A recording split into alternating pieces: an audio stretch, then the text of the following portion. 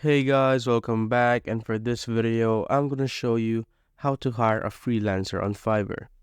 So as you can see, we are now on the buyers page, and on the top side of the website, just click on this search bar and just search for what service you're looking for. Let's say you want to search for a YouTube thumbnail. You'll be redirected here and just pick what design or seller you want to hire. Let's try this one. After that, you'll see this.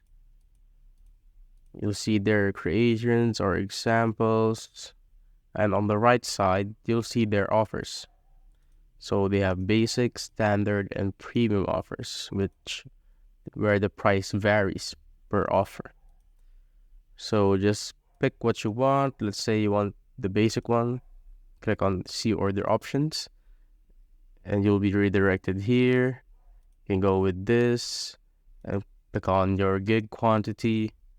Let's say you want 2, just click on continue.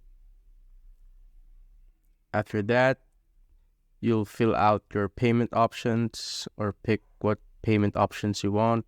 You can go with PayPal or credit and debit cards and just pay, or with PayPal, you'll open your PayPal and you're good to go. If you found this video helpful, simply leave a like below or subscribe because it helps reach more people.